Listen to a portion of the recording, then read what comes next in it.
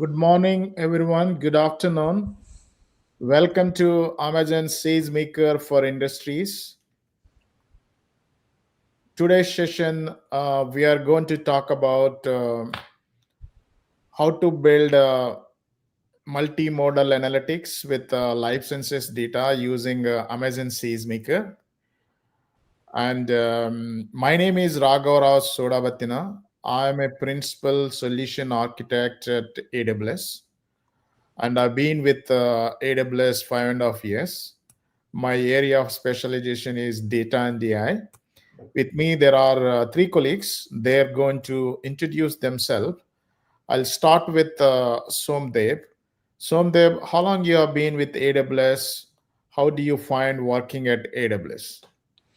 Yeah, thanks, Raghav. Hey, hi, everyone. My name is Somdev Bhattacharjee, and I'm a principal solutions architect in data and analytics. I've been with AWS for more than 7 years now, and I primarily work with the large pharma organizations on anything related to data and analytics, both from a strategic approach as well as tactical solutioning. So at AWS, it has been a very rewarding experience, and there are three primary key reasons for that. So first of all, I had the privilege of working on high impact projects with all my customers. So being part of the HCL we always think of our end customer as a patient, and our ultimate goal is improving patient outcomes. So that makes our job much more meaningful. Next, the technology landscape is changing rapidly, and at AWS, I get the opportunity to learn and work on the latest and the greatest. And finally, the people I work with here at AWS, right? So there are so many talented but humble people in this organization who are always ready to lend a hand and help you succeed. So thanks again, Raghav, for having me here. Thank you, Somdev. Mikkel, you want to introduce yourself? How long you have been with AWS? How do you find working at AWS? Yeah, sure. Thank you, Raghav. Hello, everyone. My name is Mikhail Weinstein. I'm one of the solutions architects here with AWS. I've been with AWS for a little over 5 years and primarily working with healthcare and life sciences customers on analytics, search, and some of the discovery use cases, which I find very exciting and rewarding. And what really excites me working here with AWS is actually working and partnering with customers, with large healthcare and life sciences organizations on the discovery use cases to really to help improve medicines and improve outcome of those therapies and essentially improve the lives of the patients. I'm glad to be here and thank you for having me here today. Thank you, Mikkel. Ricardo, can you go next? Can you introduce yourself? Like how long you have been with AWS? How do you find working at AWS? Sure. Hello, everybody. My name is Ricardo Serafin. I'm part of the worldwide team of specialists, the solution architects. I'm specialized in Redshift and SageMaker Lakehouse now. It's been a pleasure working here. I'm here for almost 8 years already. I started at almost the same time, for instance, as Redshift, and now being part of the service team for at least 4 years, and being able to help our customers understanding their needs and bringing that to the service team in a way that we can deploy that and see how that benefits our customers. That's the best part for me of working here, and seeing this is a privilege I have. Also working with this amazing people, being part of this company, being able to deal with the customers all around the globe, helping and seeing how we are affecting their business, the everyday operations, and more than that, the lives of their customers. So, for instance, in this case, for the health science stuff, our customers, when we can change something, when we can speed up something, sometimes we can even deliver a medicine or something sooner, which is good for everybody. So that's makes me really proud of being here. Thank you, Ricardo. So again, welcome everyone. You can use the chat. please mention that like where you are joining from. For example, I am from Boston, Massachusetts. Where are you from? Can you type in the chat? So the way we are going to structure this session is three sections.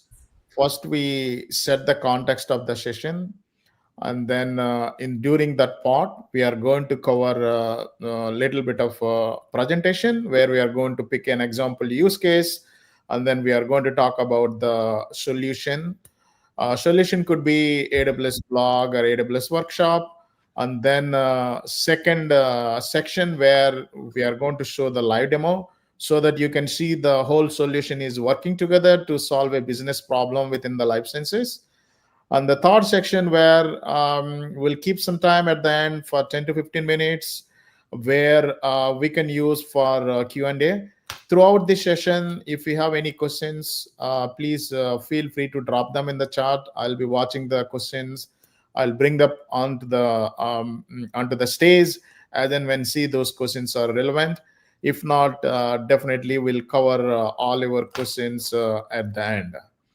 Let's see some comments. Somebody from New Jersey, USA, somebody from Argentina. Yeah, I see there are a good number of audience here. Please feel to mention where are you from. With this, let us set the stage. Nigeria, somebody from Nigeria. Oh, welcome. Great. And somebody from Dhaka, Bangladesh. Great. Okay, today's session is governing multimodal patient data, life sciences analytics with Amazon SageMaker. We are going to talk about life sciences researchers where they get into many challenges because they need to deal with diverse patient data. It could be from genomics to pathology and images, and then they might need to derive the insights from this data. For example, data could be coming from clinical data, genomic data, or imaging data, and then sometimes they need to deal with the role-based access as well. With this, I will turn out to Mikkel, who is going to cover first 10 to 15 minutes of presentation. Mikkel, before you cover, I wanted to highlight two things, right? One is, can you talk about what are the four major trends within the life sciences with respect to data analytics? Also, if you can cover what are the user personas in our example use case, that way when the customers who are watching this, right, they can correlate with their use case, and then they can think through about how to use Amazon SageMaker for collaboration with multiple personas within their organization. Back to you, Mikkel. Thank you. No, I appreciate the question. There's a lot of questions here, so let's really address those one by one so we add more clarity.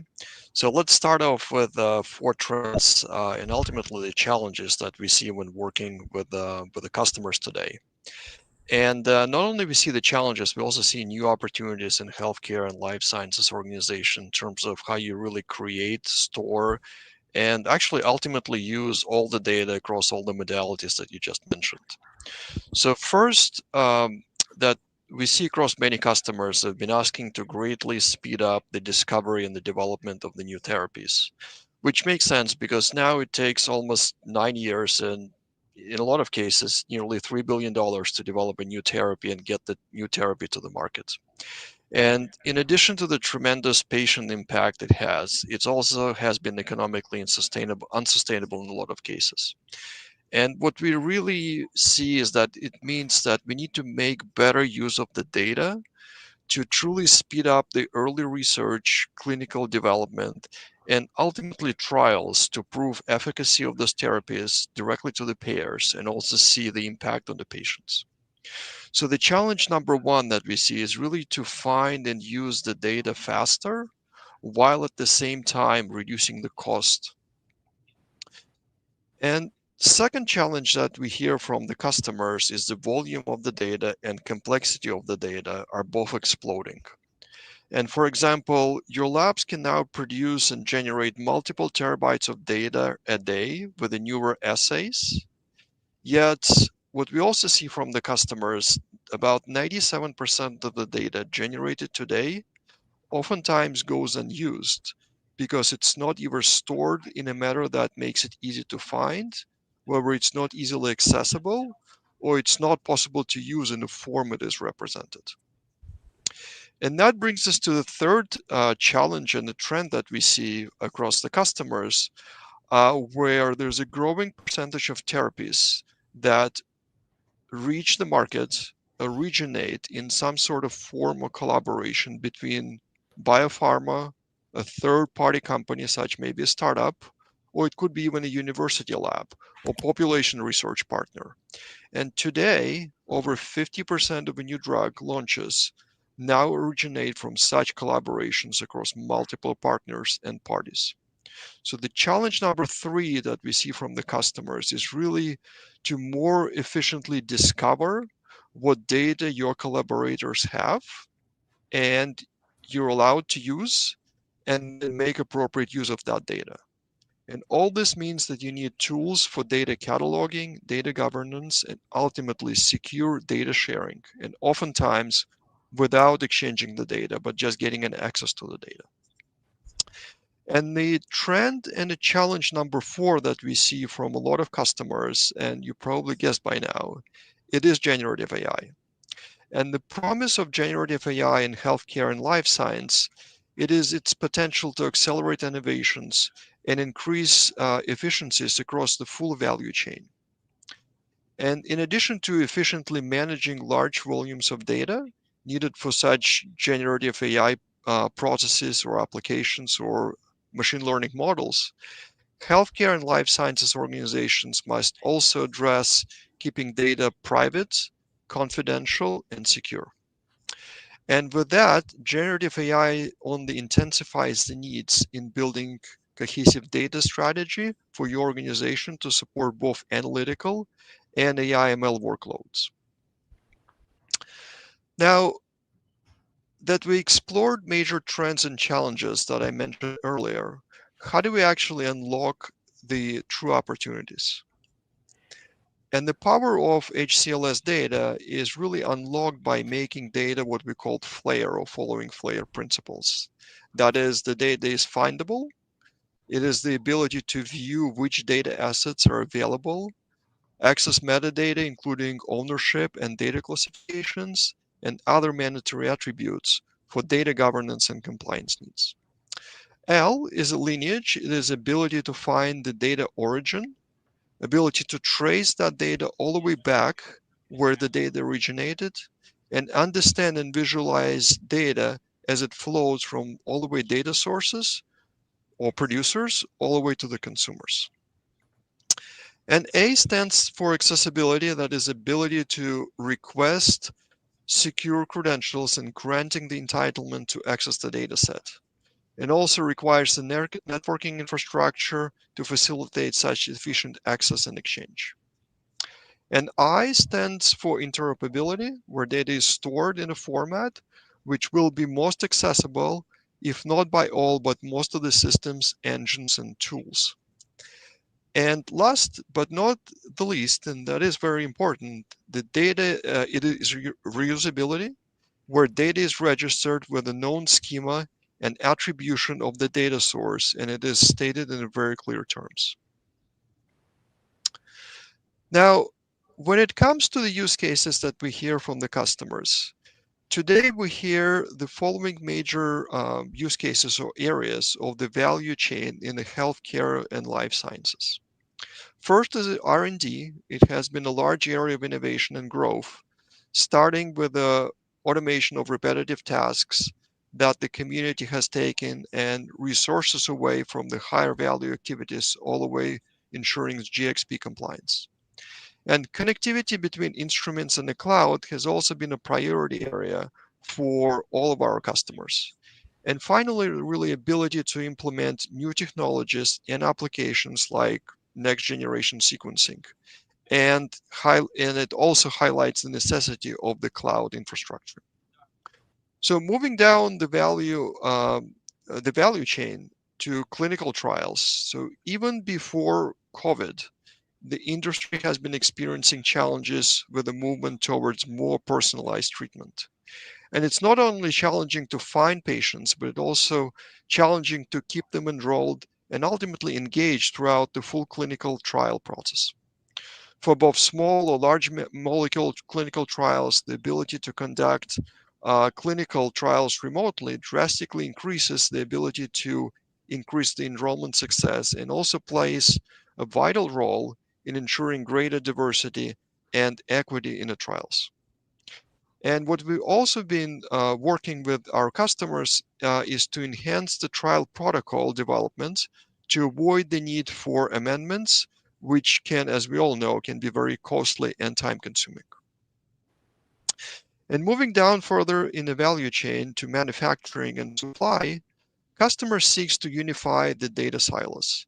By bringing together data from parts of the supply chain, life sciences organizations can access but often not copy the holistic data that they need to run HPC or ML workloads to truly identify opportunities for optimizations, cost savings, and even working capital improvements. And this data is also useful for enhanced forecasting going forward.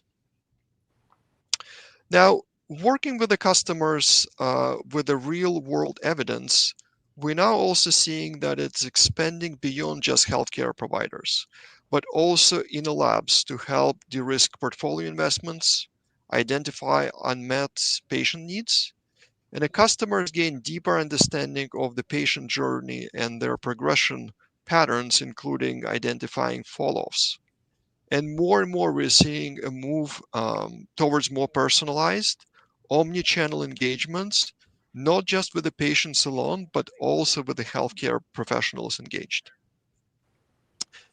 And last but not the least, I want to mention is continued focus on compliance. Although we show compliance above as in its own area, we all know that compliance truly underpins the entire value chain across all the use cases. And this includes HIPAA, high trust, GDPR standards, and many others. Now that we have reviewed major use cases, when we think about building an integrated data strategy in healthcare and life sciences, it starts with removing silos and creating a truly secure foundation for storing and ultimately accessing data at the scale. And AWS provides an infrastructure to make access across the organization through a single governed view, enabling a true self-service across the organization. But storage, what we hear from the customers, isn't enough. Data needs to be accessible, often without movement of the data, whether from clinical systems, labs, third-party providers, or even real-world evidence sources. And AWS services and the solution that we're going to highlight today makes the integration and specifically access seamless and secure.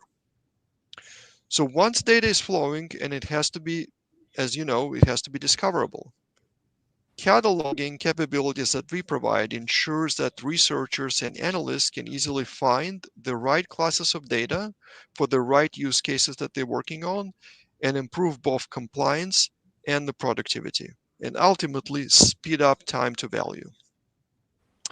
And finally, it's truly the ability to share the data securely is very critical, not only within internal teams in the organization, but also with the trusted third-party parties or organizations.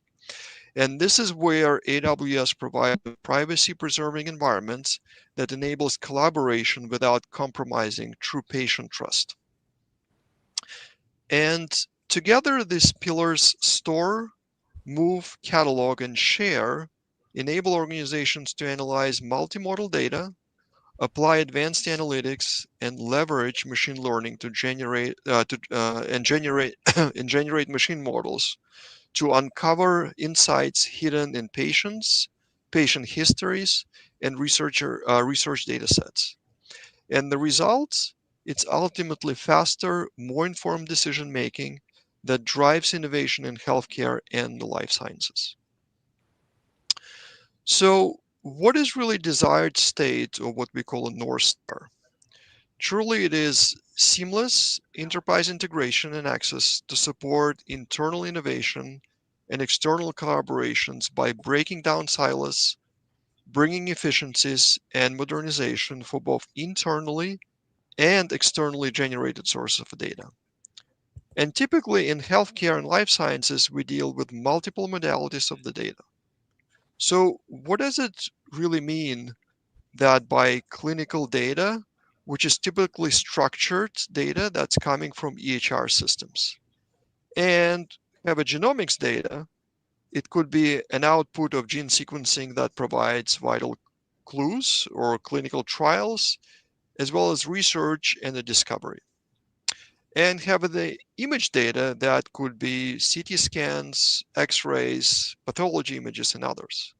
And all these data sources with different modalities provide valuable information when creating insight. Now, the solution that we're going to present today, let's review a sample use case and often common use case that we hear from our customers, where we will cover a couple of major principles. We have a research scientist who is looking to create a cohort, or basically a group of patients that satisfies certain medical conditions, and based on actually different data sources and different modalities of the data. So although gene sequencing initially starts as unstructured data coming in FASTQ files, often they go through multiple stages of analysis and processing to get converted into structured files that can be used for analytics. And similarly for image data over here, we're going to use file that is structured from an image. So in our case, a research scientist is looking for to build out the cohort of patients who are diagnosed with lung cancer, female patients, and must have associated pathology image for analysis. So let's review architecture for the solution that we're going to present today. The architecture is based on data mesh, which means you have data producers who are owning the data and creating data products for their domains. And on the other side, you have data subscribers or data consumers who are using those data products across different domains to get insight. But in our case, it would be creating that cohort of patients.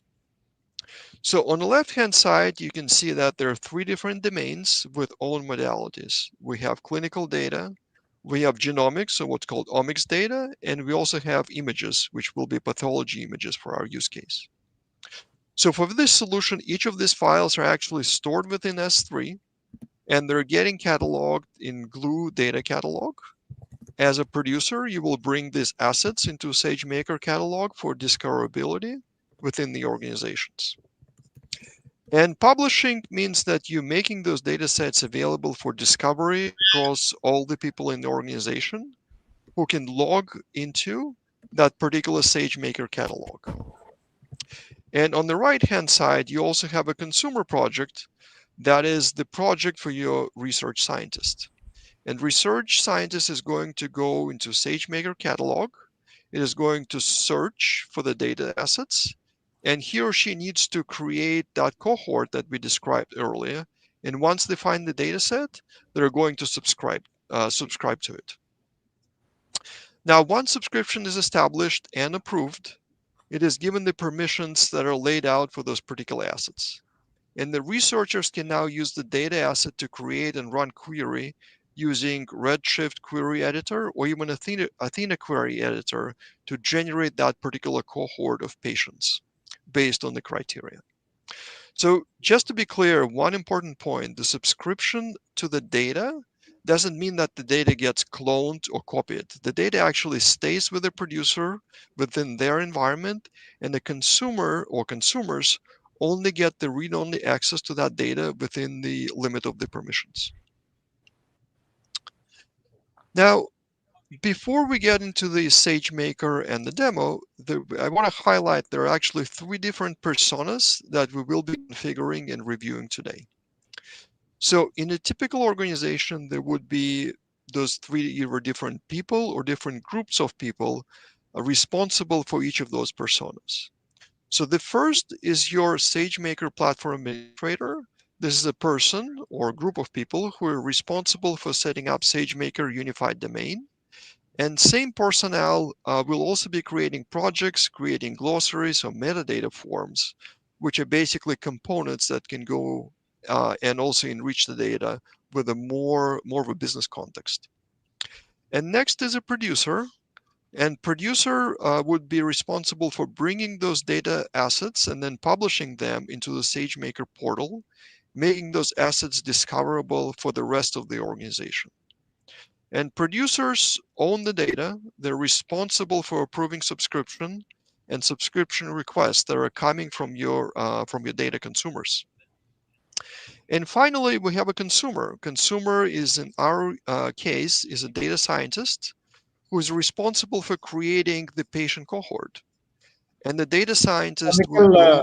We are at the time. We're running a little late.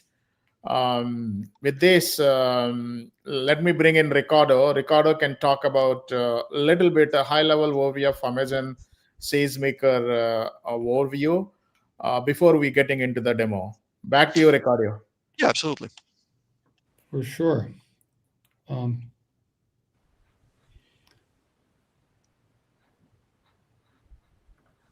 Raghav, can you please change to my screen? Yeah, give me 1 second. Sure. Thank you so much. Yeah. Well, all of this that Mikhail was talking about, it is possible because of the new set of tools that we have on Amazon SageMaker. Now Amazon SageMaker covers data end to end. So from SQL Analytics, passing through all your data pipelines, models on AI and Gen AI, even search or business intelligence, everything, it's under the same umbrella of the SageMaker. And the Unified Studio is the IDE, development environment, that we use to see this data end to end. And linking that to the personas that Mikhail was talking about, we can have different sets of permissions. So it's not because you have access to the Unified Studio that you were going to have access to everything. Anyway, you could create your own personas. For instance, a data engineer would have access to the SQL Analytics and data processing. AI personnel would have access to the AI part. Users could only see and explore all the data. Okay, and that is all possible because in having the same development environment to cover everything, we can share the data securely and easily through the Unified Studio and SageMaker Lakehouse, for instance. In terms of creation of the environment, the users are free to test things with the services that they are allowed to work with, and prepare the data and even share that through subscriptions to other users. This is also possible because we added a layer of data and AI governance to the Unified Studio, where we bring the ease of use of data zone, so we can share that across multiple AWS services, ensuring that the data will be shared regardless the service that you are using, and without duplicating your data. That's important for creating one single version of the truth and giving to your data the best of usage. In this case, we can share and help users to use whatever service they need to use, for instance, EMR or Redshift or Athena, and read from the same data at the same time.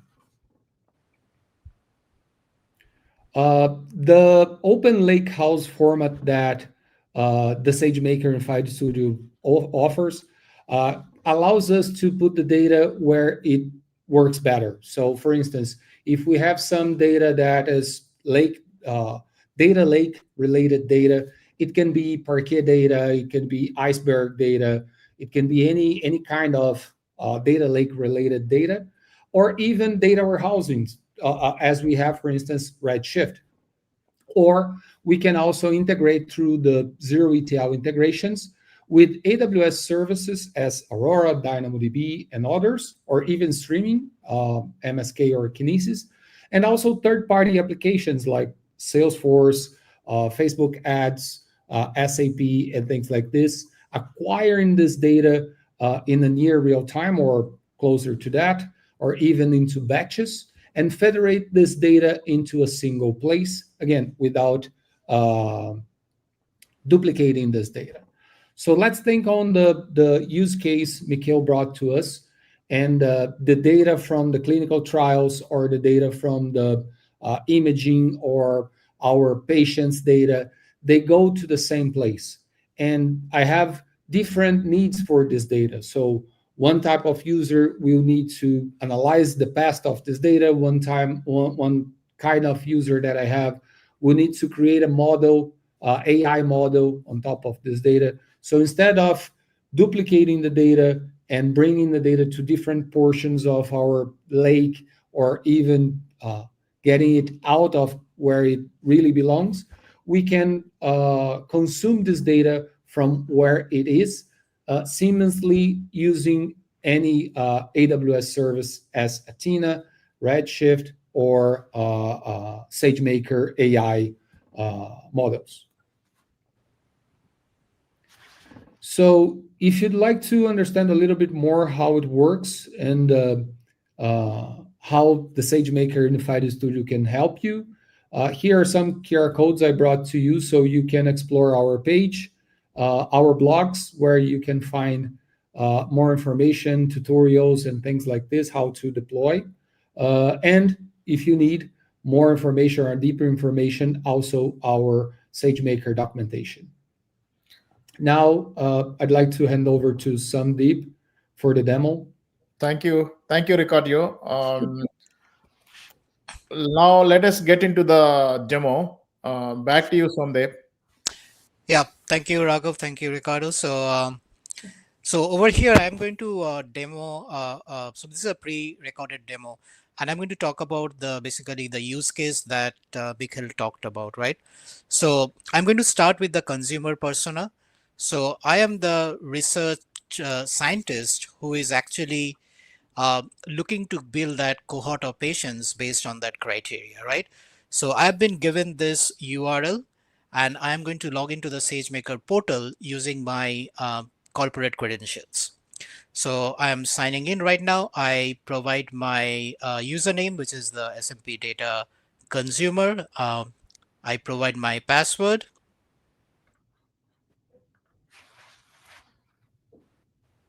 And once I am logged in, this is the landing page for my SageMaker portal. As you can see on the top, I can go and search for data products, assets, and projects. Additionally, I can go into the catalog and browse through the different assets. But for now, I am interested in the patient's data that contains demographic information. I'm interested in images data, as well as any kind of omics related data that are kind of related to these patients.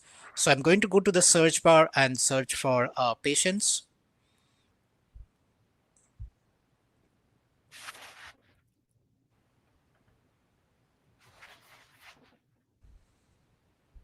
So as I type in, I see it brings me basically 3 data assets back, which contain patients related information. And I can click on them to find out more about these data assets. So I click on the patients first, and I can see a lot of information that is actually talks about this particular data asset, right? So there is also a use case section which talks about what are the relevant use cases where I can use this data product. I can go and check out the schema, and I see there are demographic information about patients. So I see there is a first name, there is a last name, gender, and birth date. So this demographic information is going to be very valuable for me. Additionally, all this metadata that you see, the business context, it helps me build that confidence and trust in the data, and making sure that this is really the data asset that I care about. If I want access to this data, I can go and click on subscribe. So in the subscribe page, I have to provide a subscribing project. So this is the project that as a data consumer, I am part of. Additionally, I provide some reasons for my access, and I can click on request. But for the time being, I'm going to do a cancel because I want to review the other data assets which came up in the list. So I'll go to the data catalog, look at my search, and so the next data asset I see is the patient reference data, right? So when I click on it, I see again a lot of information, but this is basically a master patient index that connects the patient information with other modalities of data. So this makes perfect sense to me because I am not only looking for patients data, but I'm looking for omics and images data, and this could be the glue that connects all the different modalities of data. I can additionally go and check out the schema on this one as well. Okay, and then I can go and click on subscribe to this one. Again, I'm not going to subscribe. I want to see the last data that I have in my result set, which is the images RMS table. So I click on that one, and so this contains detailed information about various medical images and diagnostic data. And if I go into the schema over here, I can see it contains S3 URI. So this is the physical location where my images are actually stored, right? And it also has the format of the data for the images, right? So again, now I see I have access to patient demographics data. I have access to the MPI as well as the patient's data. So at least I can start building a cohort based on these three. But I'm also interested in omics data, right? So I'm not going to subscribe right now, but I'm going to go back to my data catalog and search for omics data. So I'll go back to my catalog over here.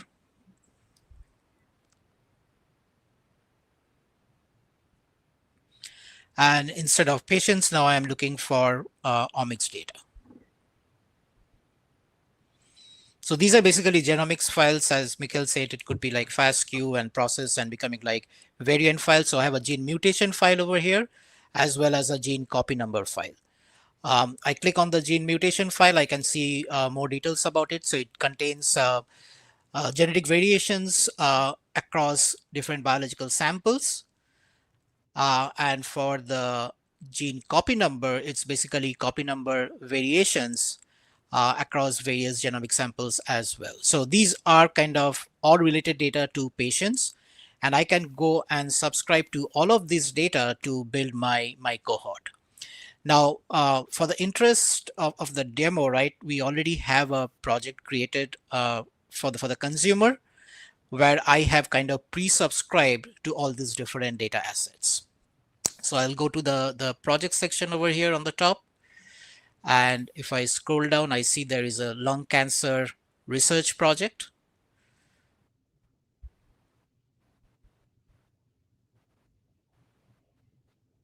So I am a member as a data consumer. I am a member of this project. As you can see, there is the data consumer, and he's the owner of this project. And if I click on my assets tab, right? So these are the assets that I have subscribed to, and I click on the subscribe tab. I can see all the different assets that I was getting from the patients and the omics search, right? So I have the images data. So some of these are glue tables. So basically, it means my data is sitting on S3 and cataloged in the glue data catalog. And the patient reference data at the bottom is basically a Redshift table. So I have different data sources that I have subscribed to, right? So they're sitting on different data stores.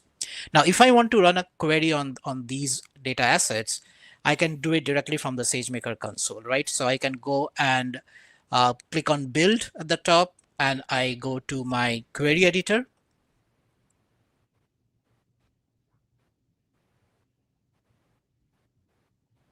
So in the query editor on the left hand side, I can see there is my Lakehouse catalog as well as my Redshift catalog, right?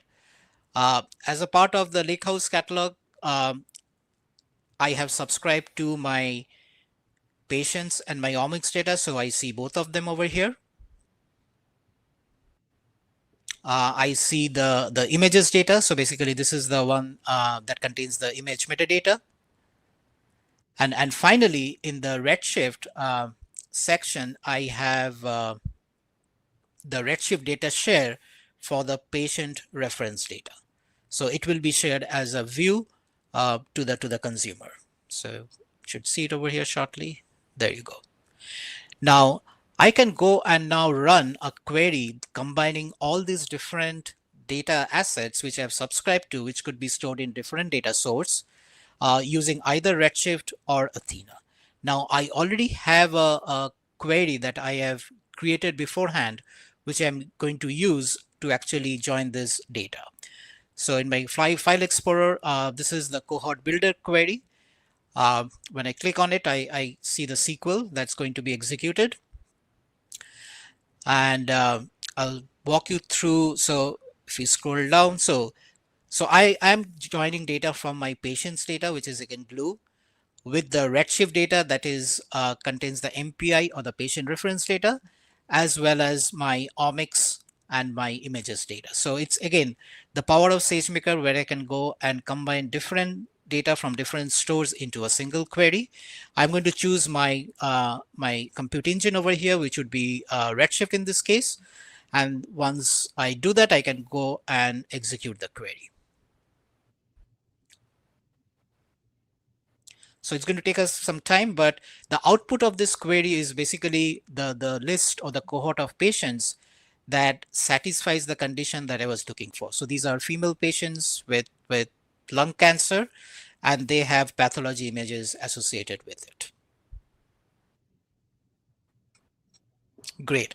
So now I'm going to go back into the producer persona and see how this data was actually, the metadata was organized and published, right? So before I log into the SageMaker portal, I want to take you to the AWS account for the producer where this data is actually stored, right? So I'm going to log into my AWS Management Console.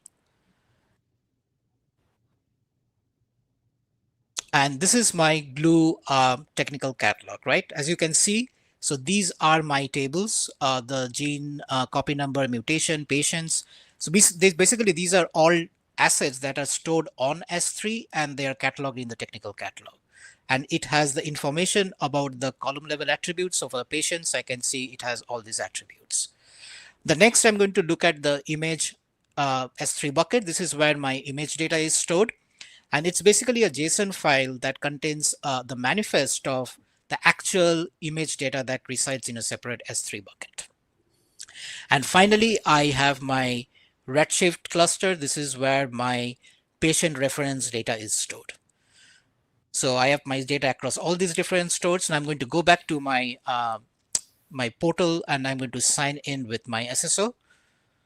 So last time I signed with the SMP data consumer. This time I'm going to sign up with SMP data producer and provide my password.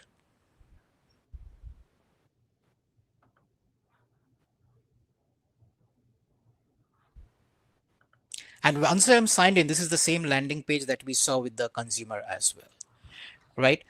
So what I'm going to do is I'm going to go and browse the projects over here. So I have already created two producer projects. So one is a clinical project which contains the patient information, and then I have the omics and images project which contains omics and images related information. Now I have created this projects for illustrative purposes only. In the real world, you're going to create your projects based on data ownership and use case requirements, right? So clicking on the clinical project, if I click on the data on the left hand side, so this is all the data that we saw in the producer account, and whatever was relevant for me to bring into the project, so that either I can go and transform that data or use it for any kind of analytics. So I brought in my patient data, as well as my Redshift data, which has the patient reference information. Now, how do we go and make this data available in the catalog, right? So that is done by going to the project catalog. And if I click on the assets tab, so this is where I have published my data to the catalog, right? So these are the two assets that I published. Again, Mikhail said the act of publishing is actually making your data discoverable to any authenticated user on the SageMaker portal, right? And I can click on that asset, the patient's asset, to see what it entails. So this is the same information that we saw in the consumer persona demo as well, right? So, but this is actually in this project where this information was generated, and this was generated using SageMaker's automated metadata curation capability, where it looks at attributes and it can generate information for that particular data asset, right? So provides that additional business context. Now, this is already in a published state. If I want to go and republish, I can make some changes to maybe the summary. And once I go and save it, I can I see the option of republishing that asset. So I'm going to go and check out the other asset as well. So these are the two assets that we published from the clinical project. Now, I also published the omics data, right? So I'll go back to the omics images project over here. Again, clicking on the data tab on the left hand side, I can see all the omics files or the tables that I brought in. So there goes my gene copy number and gene mutation. And then I have my images data, which is basically coming through an RMS or Redshift managed storage. Now, this image data was actually created within my project using a PySpark code running on a Jupyter lab. So let us walk through how we generated this images data. So I'm going to go into the build at the top and then go to Jupyter lab. So this is the notebook that I used actually to generate my RMS image table, right? I am using PySpark over here, and then I'm using EMR for the processing. I'm going to create a new images catalog, and I'm going to basically implement that catalog using our glue data catalog, right? So that's where we mentioned that. And if we scroll down, we start by creating a schema for the data, right, that I'm going to load. And then using that schema, I am going to load the data from my S3 bucket. So this is the same image data that we saw. This is the JSON file that contains the manifest information. So I'm going to load that data into this data frame using the schema that I just created. I'm going to drop one of the columns because that's not relevant. And then I'm going to load this data frame into a temporary view, which is view images. Now, going further down, I am going to create my iceberg table in the Redshift managed storage catalog. So I'm using Spark SQL over here to go and create this images RMS table. And once I am done creating, I'm going to insert the view that I had created into this particular RMS table, right? So as you can see, I can not only run a SQL analytics using a SQL query editor, I can also do big data processing within the SageMaker using Jupyter Notebook and then using the compute power of EMR or Glue. So now that my RMS table is also created, I'm going to go back and see where my, how did I publish? So I'm going to go back to the same project catalog on the left-hand side and click on assets and then published. And I can see that I have published these three data assets. So the images table that we saw how we just created that one, the gene mutation and the gene copy number. So in total, we have published 3 data assets from this project and 2 data assets from the clinical project. And in the consumer, we saw they actually subscribe to all these 5 data assets and then consume them to create that cohort of patients. So in the next, I'm going to show you how all this was done. Basically, it was done creating by using a SageMaker domain, and because that's the umbrella construct under which all the other things kind of reside. So I'm going to go into my AWS console. So this is the SageMaker console within AWS Management Console, right? If I click on domains on the left hand side, there is already a domain. So this is the domain that I've been using for my demo over here. But if I want to create a new domain, I can just go and click on that create domain button on the right hand side.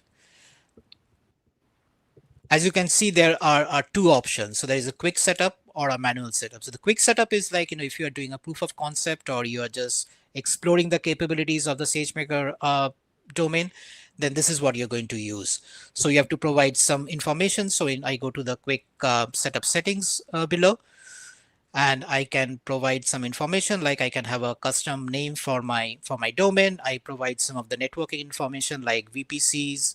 And then in the next, I'm going to provide the IAM identity center user, who is going to be the root domain user, basically the admin for this particular domain, right? So SageMaker Unified Studio domain is actually integrated with IDC, so we can use our corporate credentials when logging in, right? So I'm not going to create this domain over here, but click on the existing domain that I already had. Now, once you create the domain, you basically get that URL, right? So this is the SageMaker portal URL. So this was the URL that I was actually using for logging in as a data consumer or a data producer and performing those actions. You have additional information that you need to provide, right? So there are concepts like project profiles down below, if you can see. So these are different tools and capabilities that are that you can bring to bear in your projects, right? And additionally, if you see below, there are multiple tabs. So I can do my user management, basically who are the IDC users that can be part of the domain. I can do account association, blueprints, and so on and so forth. But think of these as all configurations that enable me to basically structure my domain and structure my whole setup based on my needs. So with that, that kind of concludes the demo over here, and we can take some Q&A at this point of time. So Raghav, over to you. Yeah, Somdev, few questions to you. Can you talk a little bit more about some of the best practices when life sciences customers started working on using Amazon SageMaker Unified Studio? So there are a couple of things, right? So first of all, it's like, how do you organize your data projects, right? So that is one thing. The other thing is, how do you improve the discovery capability for the data assets that you are actually cataloging in the SageMaker catalog? So I'm going to address maybe how do you start organizing your projects first, right? So primarily there are two different approaches. One is based on data ownership, and the other is based on use cases. Now, organizations, they typically classify their projects as data producer projects or data consumer projects, though theoretically a project can be both a producer as well as a consumer, right? So this is how they start going and creating the projects. Now, how do you basically start creating your using SageMaker catalog for your data, right? So one thing the customers, we have a motto at AWS which says think big, start small, and scale fast, right? So it always starts with a use case for the customer. So they identify a use case, they identify the key capabilities that they want to go and bring to bear, and then they start building out the iteration of a SageMaker Studio based on that. And it always typically starts with either a proof of concept or a pilot, right? So that's where they start creating their initial set of data assets, and then they have a very defined success matrices against which they go and evaluate their MVP or the pilot, right? So again, I think it would start small and kind of trigger that flywheel of creating your data assets and triggering that innovation cycle where you can go and use SageMaker's Unified Studio, the SageMaker next generation platform, to derive more insights from your data, right? And again, it's always about iteration and starting small, but then accelerating fast. Thank you, Somdev. I have one more question. How should the organization approach transitioning from legacy system to SageMaker Info Studio? So I think that's very nuanced based on the customer where they are, right?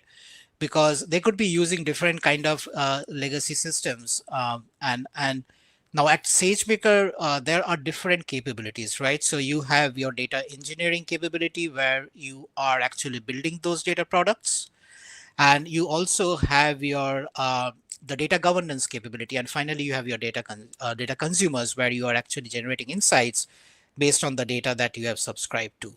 Now, depending upon your organizational mandate and whatever wherever you want to go and focus on, maybe you start with the governance first, right? And that's where we have seen most of the customers start with, and then slowly they move into the using the leveraging the other capabilities. And again, going back to my previous comment, also start with a use case, right? And see how whether you can bring in some of the capabilities that you're using on the legacy system. Maybe you are already using Spark today, right? But you are using some native old tools, but you can now go and move into more of a Glue and EMR kind of a native tooling, and that can be easily assimilated within the SageMaker Unified Studio. Thank you, Somdev. One more last question. As you shown the demo, right? Is customers can use corporate credentials in order to log into the Amazon SageMaker Unified Studio? For example, many of the customers are using Okta, Ping Identity, or maybe Microsoft Intra. How does it integrate so that they can use the existing groups and users in their corporate credentials? So as I said, the SageMaker Unified Studio integrates with our AWS IAM Identity Center. So Identity Center was formerly known as AWS SSO, right? So with IDC, you can integrate your external identity providers, as you said, like Okta, Ping, Microsoft Entra ID, and then you can skim your users and groups from your IDP basically into IDC. So when the users, when they use to log into SageMaker Studio, the the portal is going to redirect them to their IDP where they can authenticate with their IDP, right? So there is no need to have a separate login credential for SageMaker Unified Studio. So by just skimming your users and groups into IDC, you can enable that seamless integration between your IDP and IDC and enable your easy login to SageMaker Unified Studio. Thank you, Sobdev. Thank you all for attending this session. Please help us completing the survey link here. We have a survey link, and if you want to try this use case in our POC environment, there is a barcode and a short URL here. We posted them in your chat as well. Again, thank you once again joining for this session, and this session will be available in YouTube. And if you want to learn more about SageMaker, we shared a few of the links as well. We have upcoming session on 10/21 where we are going to talk about how to improve student engagement with Amazon SageMaker. If you are in a public sector and you wanted to, or an education tech, you want to learn how to leverage Amazon SageMaker for education sector, please dial in at the same time around 12:30 p.m. October 21st. Thank you all once again. Please help us filling the survey so that we can get some feedback and then we can improve these sessions. Thank you all. Yep. Thank you. Thank you all. Take care.